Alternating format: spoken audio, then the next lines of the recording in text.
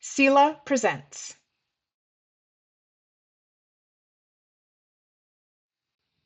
Help! How do I support struggling readers? An introduction to accessible literacy and reading formats.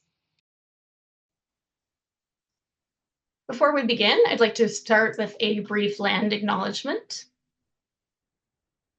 So Denise, Faylene, and I, we all live in Toronto on the traditional territory of the many nations, including the Mississaugas of the Credit, Anishinaabe, Chippewa, and the Haudenosaunee peoples, and the Wendat peoples. The territory is now home to many diverse First Nations, Inuit, and Métis peoples. This land is covered by Treaty 13 with the Mississaugas of the Credit. Wherever we find ourselves today across Turtle Island, we can be grateful to the First Nations for their careful stewardship of this land.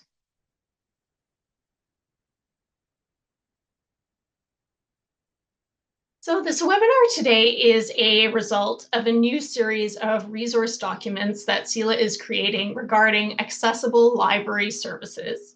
And the first in our accessible library series is talking about accessible literacy. And it highlights what we're going to tell you about today. So that's the many different reading formats that any reader can use to help develop their reading skills, which will also hopefully lead to an enjoyment of reading. So while this document was written for library staff, to answer the question, how do you help a struggling reader if they come to the desk? We knew that this knowledge about accessible formats goes beyond a library environment and that it can apply to parents, to teachers, really anyone who is supporting a reader.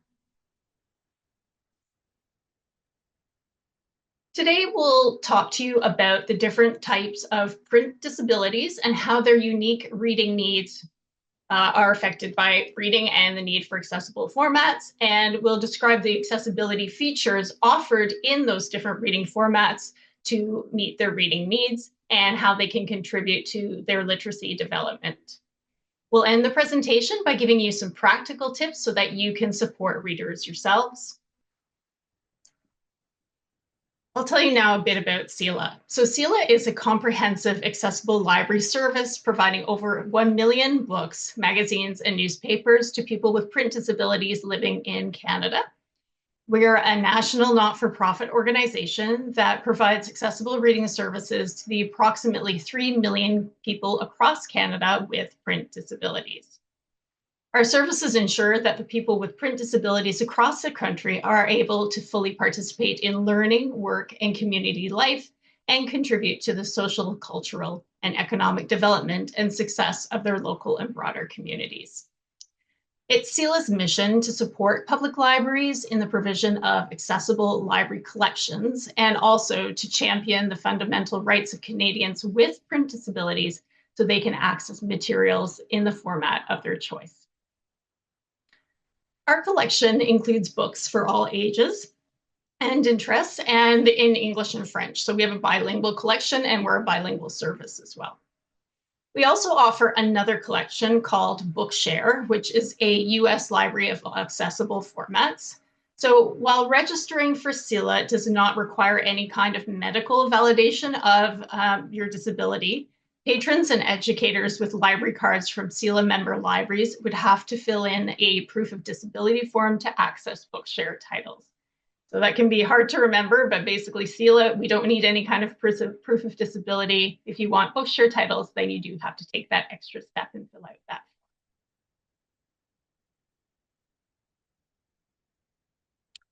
The definition of a print disability comes from the the Copyright Act of Canada that allows an organization like ours to produce print materials in accessible formats for people with print disabilities.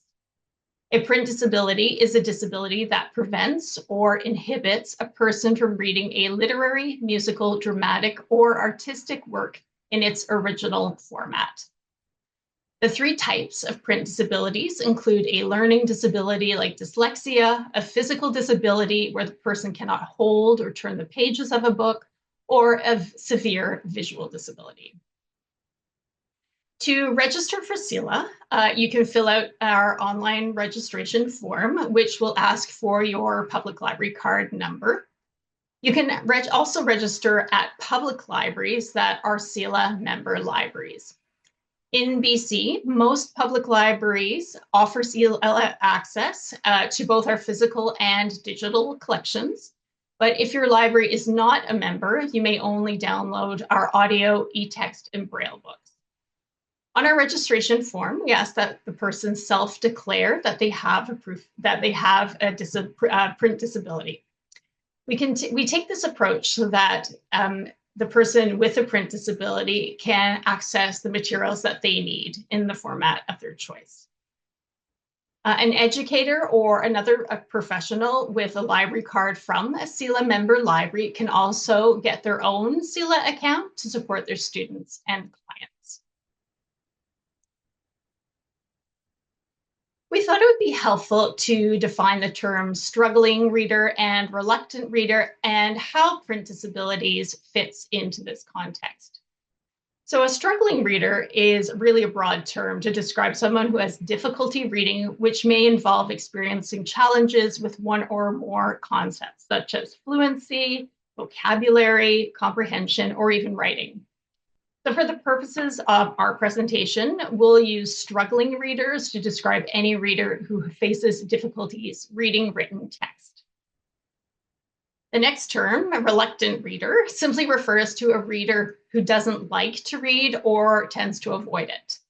Of course, there is a strong link between struggling readers and reluctant readers, since readers may not wish to read if they find it very difficult to do.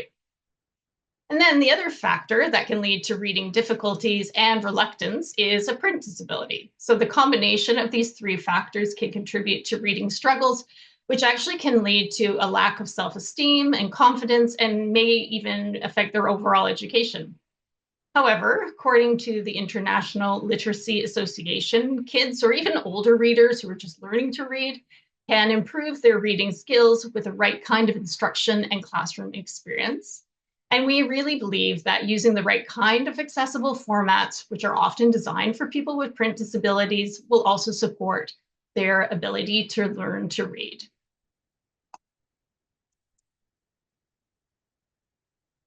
In 2023, Statistics Canada published the Print Material Accessibility in Canada study. They learned that 5.2 million Canadians indicated they had difficulty reading print materials, and 35% use alternative formats. The minimum age of the participants for the study was 15 years old, and the younger participants indicated that they were more likely than the older ones to ask for reading materials in accessible formats. So it's great to hear that the younger ones are advocating for the formats that they need. We have written a summary of this study in a blog post, which is on the CELA website. And in the email that I'll send following this presentation, it will include the link to the blog as well to the study itself.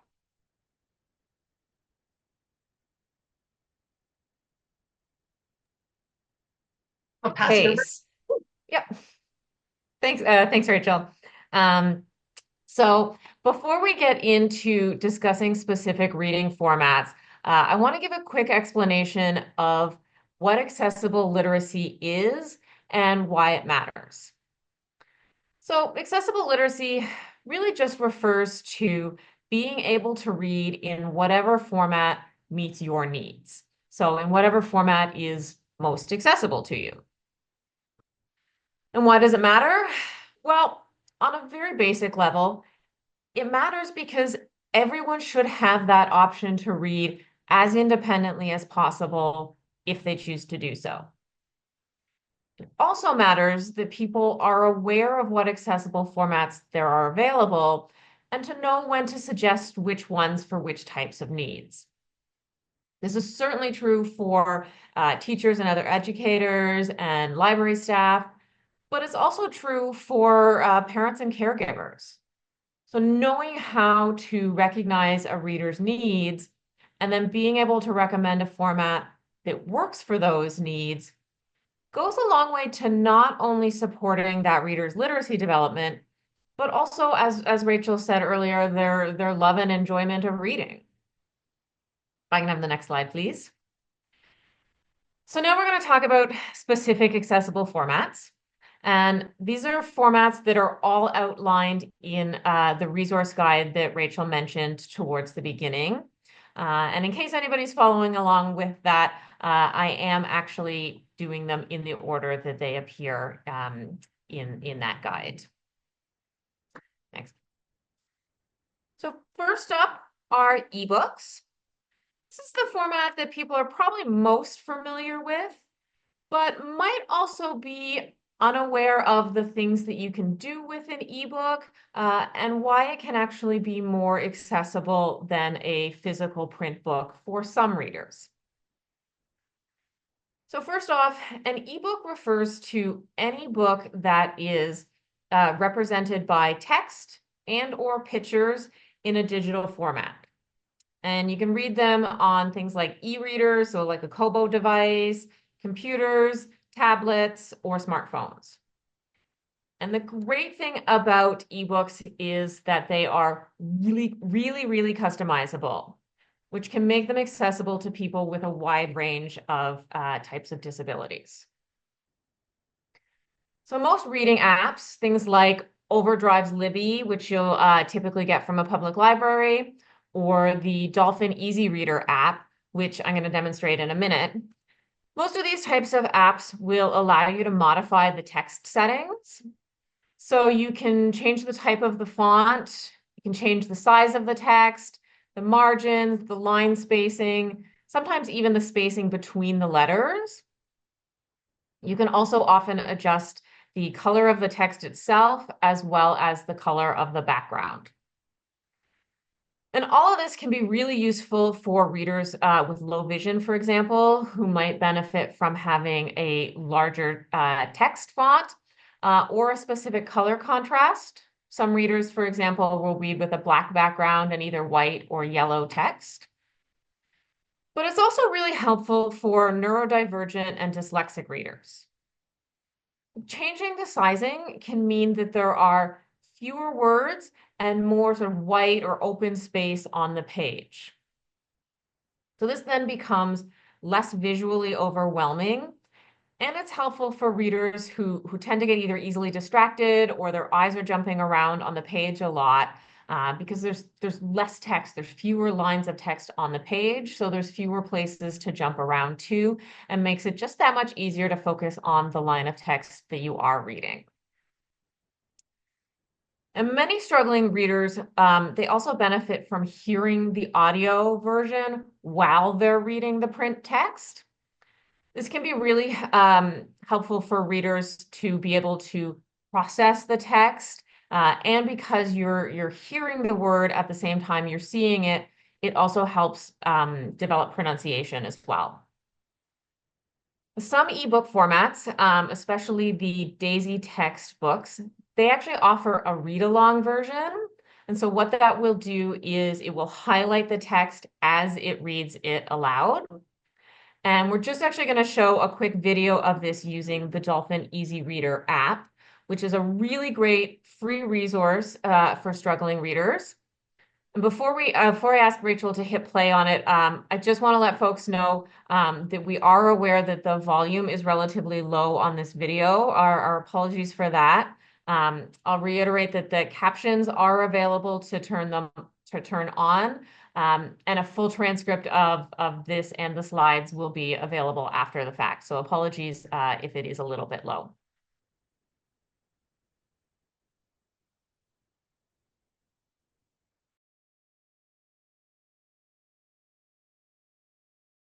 This is the Dolphin EasyReader app, which can be used to read DAISY text, DAISY audio, and EPUB file books. And here in the main menu is a list of the library collections that you have access to, including the CELA library. And when I click on the CELA library, there's an option to search or browse, or go to direct to player bookshelf, which is what I'll do right now. And so this will list all of the books you currently have downloaded in your collection. And I'm going to click on Prince Caspian in the DAISY text format and then select Open. And it should default to wherever you left off within the book, but you can also use the navigation features down at the bottom of the screen. So the bottom left corner has a table of contents, And the bottom right has the options of how fast or slow you're going to move backwards and forwards navigating throughout the book, anywhere from 15 seconds to a whole page or even a heading to heading. How a Daisy text works within the app is the app will read out using a computer automated voice. It will read the audio of the text while it highlights that same text as it reads along. On the island, once there were 4 children whose names were Peter, Susan, Edmund, and Lucy, and it has been told in another book called The Lion, the Witch and the Wardrobe how they had a remarkable... So up at the top are some other important features. The first one allows you to search throughout the entire book. The next allows you to create a bookmark. The third is a really important one that allows you to edit all of the text settings. So you can change the size of the text, but you can also change the margins, the line spacing, and the letter spacing. You can choose to change to a different font, and you can change all of the coloring. So that's the text color, the background color, and the color that's used to highlight as it reads along. And finally, there's an option in the top right to change the audio settings. And this allows you to change the rate of speed at which the narrator reads, add in new pronunciations, and to change the voice itself. It defaults to English, but there's also options for French or Spanish if you're reading a book in that language.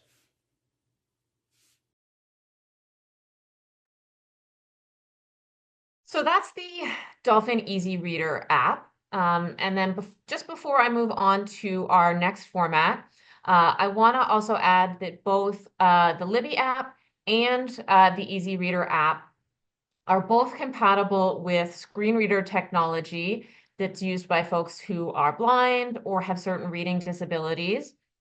And they're also compatible with both voice controls and adaptive switch controls, allowing people with certain mobility disabilities to navigate the apps and read more independently. So they can interact with their computer or their mobile device by their voice or by using an adaptive switch rather than having to have precise hand movements. And I will also add that Daisy text ebooks can be downloaded directly from CELA's website. And we also have the more commonly known EPUB files. So that's the type of ebook that you would normally get from like Libby. And we often have Word document files for books as well, depending on the book. So I can have the next slide, please. So next up is Braille.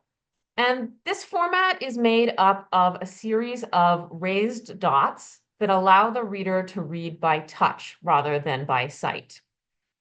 So Braille is mostly used by folks who are blind, deafblind, or have low vision. And each individual letter, number, and sometimes even combinations of letters are made up of a combination of up to 6 dots. And this is called a Braille cell. And the image on the top right of the screen is an example of the English Braille alphabet. Now, there's a little bit of a misconception that Braille's being completely replaced by audio technology. So things like screen readers and speech-to-text apps. Folks are saying that, well, we've got this technology for blind readers, so why do they need to learn Braille anymore? And these are important tools, but Braille is too. Learning Braille is really important to help develop someone's literacy skills, things like letter recognition, composition, phonics, grammar, numeracy. And it also fosters independence, and frankly, it allows the reader to read at their own pace. So having Braille reading skills can be really, really essential to a person's educational opportunities, and then later in life, their employment opportunities as well. And Braille is available in 2 formats. So the print version is the one that most folks know, and this is the embossed or raised dots on a physical piece of paper. The electronic version is a little less well known, and basically this is a digital format that allows readers to read the text from a screen, from a web page, for example, or from a digital Braille file, using something called a Braille display. And there's an example of a Braille display in the bottom left corner of the slide. Basically, the way this device works is it has these movable little pins that raise up and down to form Braille, displaying one line of text at a time and then changing as the reader navigates throughout the screen. So I'm going to ask Rachel to switch screens and play a quick little video of an example of a Braille display in progress. What is a Braille display? A Braille display allows people who have no vision, unable to read print, letters, and text, the ability to read and write independently without using audio. A Braille display, such as this one, can be used in conjunction with speech as a screen reader or on its own by a deaf-blind person. If you're using a Braille display, the most powerful things to do with it are editing. You're able to move the cursor to wherever you want on the screen. You're able to move the Braille display along the text and in the document that you're looking at. There are different types of Braille displays, and many of them allow a person to either use a computer to make the edits or edit right using the Braille display. You're able to connect to your computer, either a laptop or desktop, or an iPhone that allows a person to read in Braille what appears on the screen. Some Braille devices allow you to also enter text right from the device on the display, and it will show up on the computer screen. So that's just a quick little introduction to give you a sense of how a Braille display can work and really how powerful of a tool it can be for Braille readers. And lastly, I just want to mention print Braille books. So these are picture books that have had see-through Braille sheets added between the pages so that the text has all been translated into Braille. And because they're picture books, they do tend to have simple text, which makes them really great, certainly for children in general, but for any beginning Braille reader. They also allow sighted and blind readers to read together. So two children can read together, a blind parent can read to a sighted child, or a sighted parent can read to a blind child. And you can order physical Braille and print Braille books from CELA or download the electronic Braille directly from our website. If I can have the next slide, thanks. So let's talk about audiobooks. Using this format is sometimes called ear reading because you're reading by hearing with your ears rather than by sight with your eyes. And audiobooks use either synthetic, computer-generated, or human narration to read out the text of a book. And some books will actually, especially nonfiction, will incorporate descriptions of any illustrations, charts, diagrams, that kind of thing as well. And increasingly, many audiobooks, particularly graphic novels, are starting to use multiple voice actors, and they're incorporating things like sound effects and ambient noise. So they become this really sort of sophisticated adaptation, giving you a really neat, immersive listening experience. And like ebooks, they are customizable. So the reader can change the narration speed of how fast or slow the audio plays. They can replay sections, they can add bookmarks, and they can navigate throughout the book at designated sections. Sometimes you can actually even choose an entirely different voice. We saw that a little bit in the Dolphin EasyReader example. And that is usually only true for synthetic audio, but in those cases, you do sometimes have that option.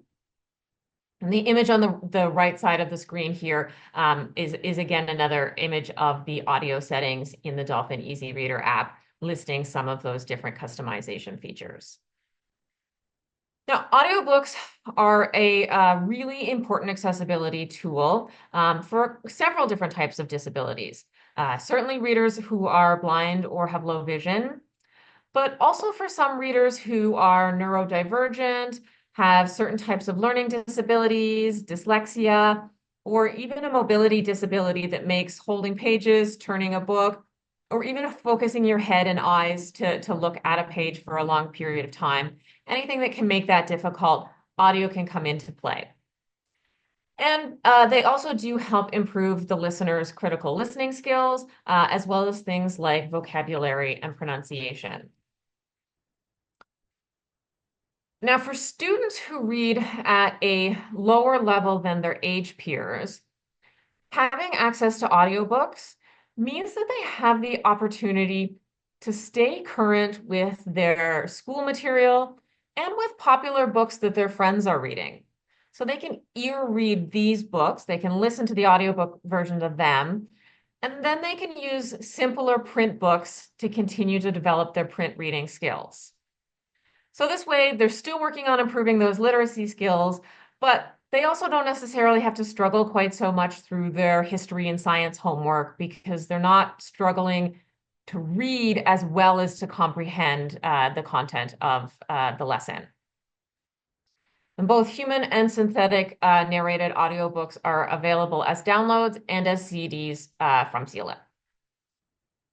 Next up.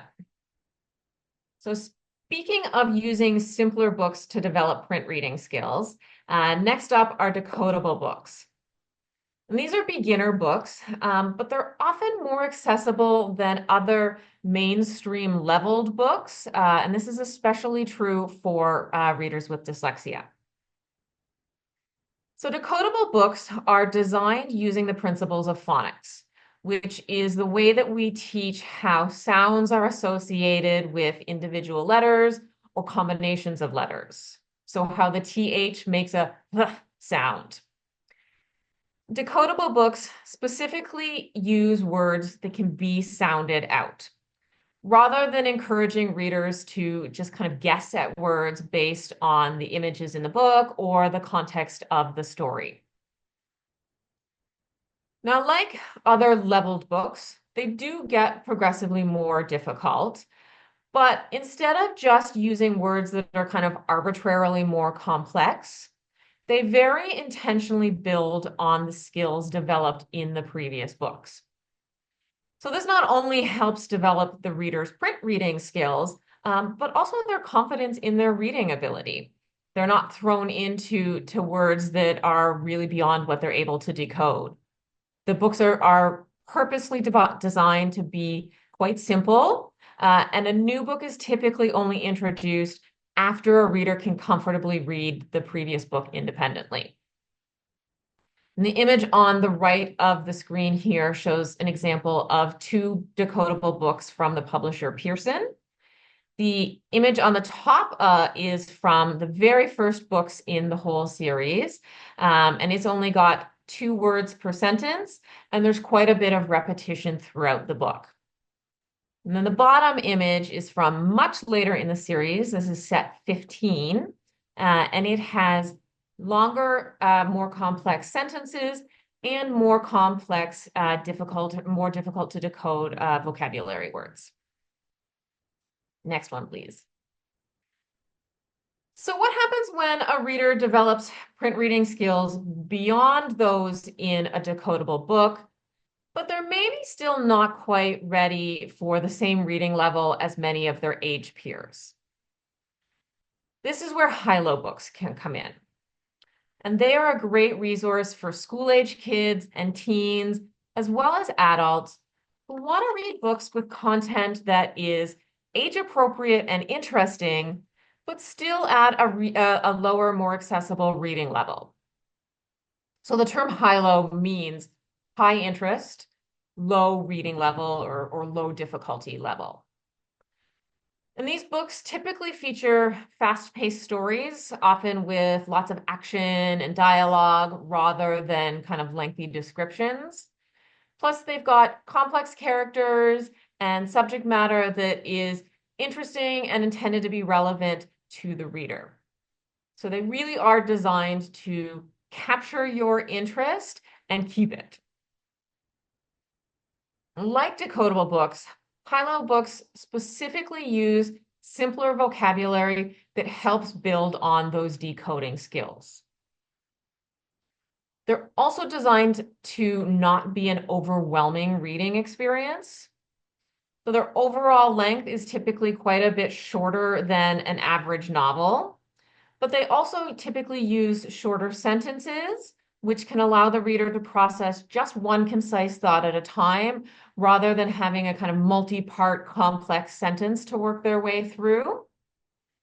And the books usually have shorter paragraphs and shorter chapters, both of which provide built-in places for a reader to take a break, and they give them that sense of accomplishment. And the image on the right of the screen shows an example of some of these features. This is a page from a book published by Orca, who are a really great source for Canadian high-low material. And this book has lots of dialogue. It's got those short paragraphs. It's got wider than average line spacing, bigger margins, so much less of an overwhelming page layout. It's not a just dense wall of text that someone has to wade their way through. Now, last thing I'll say about a high-low book is that the intention of a well-written high-low book is that it gives the reader an enjoyable reading experience at their skill level without them feeling like they're reading books for little children, which can be really important for struggling and reluctant readers, especially around the teen ages, or an adult who's developing their literacy skills and wants to feel like they're reading more than just picture books. Next slide, please. So my last format is graphic novels. And this is one that isn't often discussed or added to discussions around accessible literacy, but I think it really should be, and lots of other folks agree. Graphic novels have a lot to offer, and they can actually be a really important literacy tool for some readers. First thing I'll say about them is that graphic novels can be just as high quality as text-only novels. So they often kind of get dismissed as kind of low quality writing or lazy reading, but they can have just as complex plots, compelling characters, and they actually often introduce readers to more vocabulary than they might get in a regular print-only novel. But unlike regular novels, they combine both text and a significant amount of illustration. And this also means that the text is generally in shorter segments rather than long paragraphs. And it's usually things like dialogue, sound effects, or just very brief descriptions rather than having these lengthy descriptions of the scene or the setting. The illustrations give that information. So it can make for a much less overwhelming reading experience than, again, that sort of dense wall of text you might get in a print novel. Graphic novels can also help readers improve their visual literacy, which refers to that ability to interpret and understand images. So a big part of the reading experience is reading the illustrations. So you're trying to interpret facial expressions, body language, you're following the action sequences, you're picking up on the mood and the atmosphere. All of these are things that are typically only conveyed in the illustrations, not in the text, which is also helpful to provide context for readers to help them better understand that text. And on the right side of the screen is an example of a graphic novel for lower level readers, beginner level readers, that has some particularly good accessibility features. This is from the Pizza and Taco series by Stephen Shashkan. Hopefully I'm pronouncing that correctly. And so the layout of this is great. There are short sentences. We don't have lots of text all at once. The illustrations are quite simple, but still really effective. There isn't a lot of background clutter or extra details that can be sort of distracting or overwhelming. And the text itself, this is a particularly important feature, and you don't see this in all graphic novels, is the text is typed rather than handwritten, which means that the shape and sizing of the text can stay consistent throughout. And it doesn't use all capital letters, which is another thing you sometimes see in graphic novels, but can be a barrier for some readers with things like dyslexia or low vision. So it is important to note that like all of the formats that I've mentioned, graphic novels are not universally accessible. They certainly can be difficult for readers who are blind or have low vision, but also for readers who might become easily distracted or are easily overwhelmed by a lot of visual stimulation. Some graphic novels, there's a lot going on a single page. But fortunately, more and more graphic novels are now being adapted into audio versions. And I mentioned these a little bit when I was talking about audiobooks. These are the ones that tend to have multiple voice actors and lots of ambient sound effects. So they make for not only a really interesting and immersive reading experience, but a more accessible reading experience for some readers. And I will turn it back over to Rachel. Thank you, Denise. So in addition to all that information that Denise gave us about the different formats, there are other ways to practice reading, and they might be very obvious to us, but we don't really think of them as reading. And certainly, as Denise said, having sources of text that aren't whole books or long paragraphs can also help and encourage someone to read. And that's especially true if someone is a reluctant or a struggling reader. They'll be more tempted to read if the content is of interest to them. So in fact, all of us really might be reading more than we think, because text is actually part of our daily lives. So that could include reading subtitles or captions. Maybe you're reading the captions during this webinar. Certainly on texts on our phone, narratives in video games, or even reading simple instructions, road signs even, possibly if they have text, travel directions. So all these bits of text essentially that we live with every day. It can also be helpful to have books with shorter text like poetry or joke books, or even cookbooks around so that there are a variety of materials on hand. So if you're looking for reading materials for someone, you may wish to consider some design and layout elements that can make the reading experience easier. And in the document, this page really refers to anyone who maybe does story times, just thinking of ways to pick books that might be more accessible for your audience. But all these rules can apply really in any situation. So in general, you'd want to pick a book that has written in a clearer font style, and that's not too curvy or even too small. And it also really helps that the images and the texts are not overlapped in any way so that the words or the pictures become obscured. So when it comes to choosing novels or short stories, it can be easiest to read books with wider margins, slightly wider spaces between the lines, because when text is too cluttered, obviously it can be difficult to distinguish where the next line begins, for example. And also the appearance of just this big block of text can be overwhelming and also could turn someone into a reluctant reader because it's difficult for them to try and they don't want to do it. For low vision users, especially those using screen magnification software, it's helpful to have the text left aligned on the page. You'll see lots of places where it might be center aligned, or on the computer where it's center aligned, or on your phone, but it's much better to be left aligned. Otherwise, if you're using a screen magnification program, you actually can get lost on the page if you have to increase the letter size to a very large size. And then on a last note, finding books with shorter sentence structure and lots of white space can be more appealing and certainly easier to read. So I'm just going to show you some very quick examples. So this is a book that has a clear layout.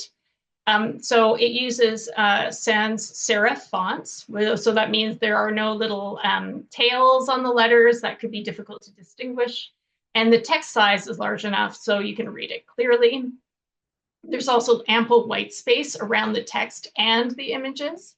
And the background color has enough contrast in relation to the text and the images so that all the components on the page are distinguishable.